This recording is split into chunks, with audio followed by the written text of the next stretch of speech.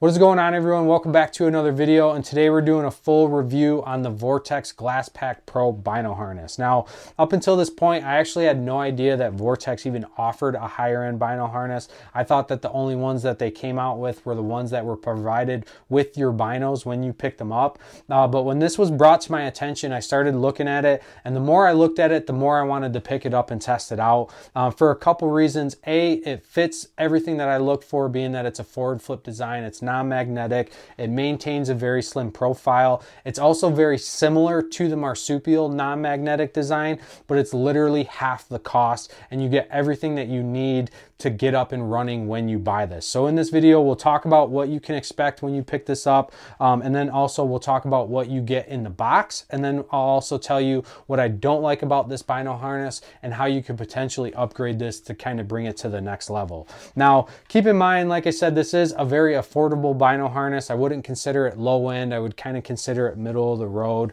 The fabric that is used on this bino harness is a stretch fabric. I don't know how this will hold up durability wise over a couple years of use, but keep in mind this is backed by Vortex's VIP warranty. So if you get any rips or tears in this, they're going to go ahead and replace it for you. So that is a huge benefit.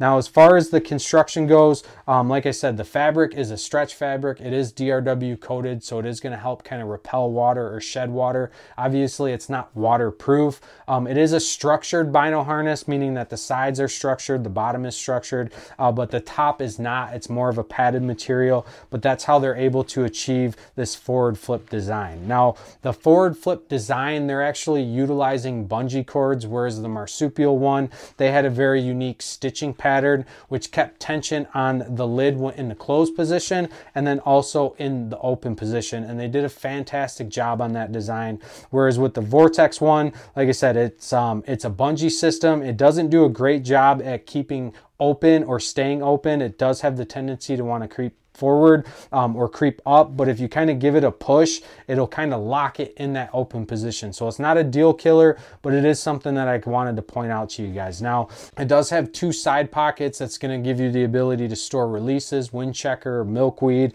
It also has a front zipper pocket. Again, you could store a release in there and zip it closed to ensure that you're not going to lose it. Also run SD cards in here, lens cloth in there, and then also it does have the MOLLE webbing on the bottom. So if you want to add any type of MOLLE compatible accessories, you're going to have the ability to do so. Now, in addition to that, you do have two back pockets that you could use as a cell phone holder, tag holder, and then the very back pocket actually has a bungee cord that you can secure the provided lens cloth with, which is something that I really like because I do carry lens cloths in the back of my bino harness just to be able to clean my optics while I'm out in the field. Now, when talking about the inside material, Vortex did a really good job on this, in my opinion. They added a fleece liner to this, so it's going to do a great job at protecting your optics. It's also going to be very quiet when you pull your optics in and out of this bino harness. And it's the exact same material that is used on their rangefinder pouch. Now, their rangefinder pouch is not a forward flip design. It's very similar to what you would expect on like an FHF bino harness. Now, the only downside to that is they utilize a bungee system with this clasp on the front. Now, in my experience, if you're not careful with how you open this, you can get this bungee cord to actually snap. So that is one thing, like I said, I wanted to point out. When you get into a tree stand, you basically have to tuck this lid back behind the bino harness strap, and then that'll keep it in the open position and allow you to easily access your rangefinder. Now, as far as the attachment method goes, they do have these side wings, which I'm a big fan of. It's very similar to the Kifaru setup. And the reason that I like that is because it allows the accessory in the rangefinder pouch to lay flat across your chest, whereas the Marsupial one would buckle on the side, and I talked about that in that review video. Now, as far as how you attach your rangefinder pouch to the side flaps, they basically have these small nylon loops, and then on the back side of the rangefinder pouch, it's the same MOLLE connection that you'd get on a Marsupial or any type of MOLLE compatible accessory. Now, as far as the accessories go, Vortex doesn't offer an accessory pouch, but like I said, being that they have the side loops on there, you could purchase something through Amazon or through Marsupial and add it to here, and it, like I said, the connection points are exactly the same, so they're compatible with any other MOLLE compatible accessories. Now, real quick, let's let's talk about what you're going to get in the box, because like I said, price point wise, this thing has a lot of bang for its buck.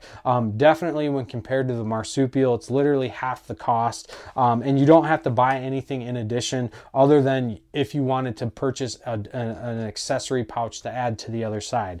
Now inside the box, you're going to get the rangefinder pouch, you're going to get a rangefinder tether, you're going to get shoulder straps, you're going to get a neck strap, you're going to get a lens cloth, and then you'll also get some straps to secure your binos to the bino bucket. In the event that they happen to fall out on you accidentally, they're just not going to fall to the floor. So like I said, you do get a lot with this. Now, as far as what I don't like about this bino harness, well, first, let's talk about what I do like. I do think that they did a fantastic job on the bino bucket itself. Like I said, I like that it's forward flip design. I like that it's non-magnetic. I like that it maintains a very slim profile. It's very comparable to my Kifaru and then also my standard magnetic Marsupial bino harness. And I talked about this in my Marsupial No-Mag review, that I don't like a bulky bino harness, and that's one of the main reasons why I decided to sell the Marsupial one.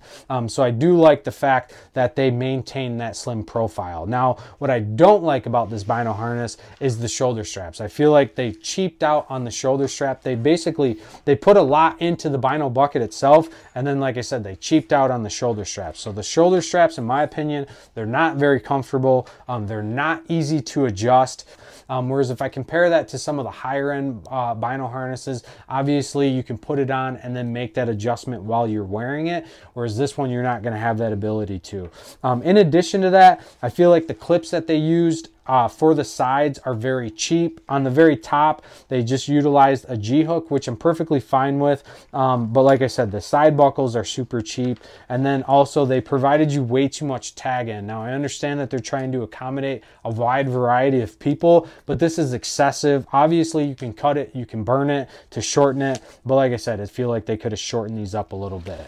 Now, let's talk about how you could potentially upgrade this bino harness, because this was something that I immediately started testing out with when I pulled these out of the bag and saw how cheap they were. I started playing around with adding a Marsupial strap to this, or shoulder straps to this bino harness, and you do have the ability to, but you will have to get some extra clips, and you can pick these up through Kifaru. You could probably pick them up through Amazon, but they're basically have an open design which will allow you to slide them in these hooks.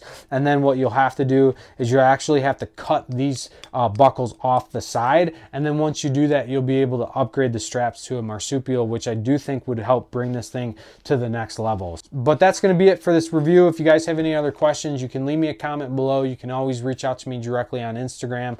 I'm always happy to help. If you guys have not subscribed to the channel, please do so. Your guys' support greatly helps us out, keeps us doing what we're doing. And until next time, stay safe, stay healthy. We'll see you on the next one.